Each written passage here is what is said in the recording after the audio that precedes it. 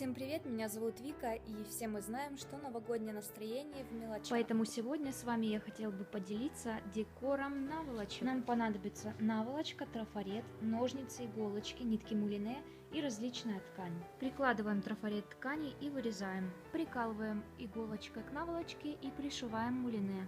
Проглаживаем, и все готово.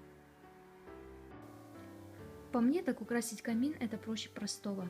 Для этого вам понадобится гирлянда, не обязательно длинная, у меня гирлянда всего длиной 1 метр, поленья и подарочки.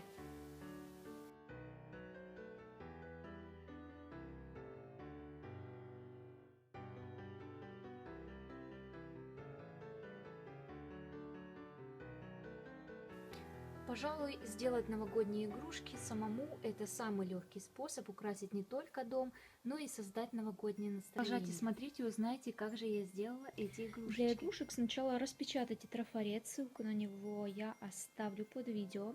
Приклеивайте этот трафарет к картону с помощью ПВА или любого клея, без разницы, и дайте высохнуть обязательно. Если вдруг у вас бумага немножко вздулась, вот такая вот пупырчатая, видите, получается, то обязательно прогладьте ее утюгом, совершенно не бойтесь, тогда она будет очень ровная и красивая. И раскрасила вот эти 3 трафарета, потому что они мне нравятся больше всего. И вот эти я предлагаю сделать, например, вот так.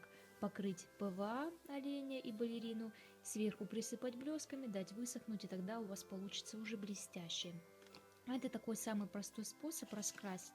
Я предлагаю красить гуашью. У меня вот зеленая, красная, очень красивые такие рождественские цвета, я бы так сказала. Ну, например, для печенья я взяла акварель обычную и в один слой ее раскрасила. Белые я тоже покрыла белым цветом, как бы это странно ни звучало. Просто когда белый цвет красишь белым сверху, то тогда выглядит как-то это все более закончено. И предлагаю вам не пренебрегать окантовкой, потому что так, когда вы вырежете, будет выглядеть намного красивее, чем если бы вы не обводили. Я уже подготовила 3 шпагатика и с обратной стороны картинки наклеила двухсторонний скотч. Вот так вот, например, вот голова, вот 2 пальца соединила, сюда клею двухсторонний скотч. Сейчас буду его откреплять и приклеивать вот эти вот канатики. Следующим шагом я вырезала немножко вот здесь вот около варежки и здесь, чтобы было видно, куда я буду приклеивать обратную сторону.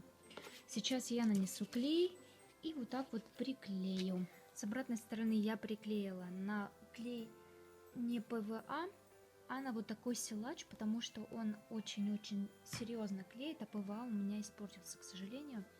Я обрезала те кусочки, где у меня вылез клей, и сейчас положу игрушки под книги до полного высыхания, а потом уже буду вырезать. Там, где краска у меня стерлась, я подкрашу. Осталось все заламинировать, и если нет такого аппарата, то можно использовать обычный скотч.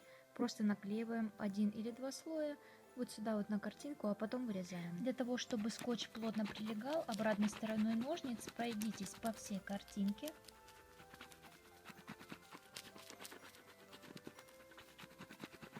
Теперь смело можно вырезать.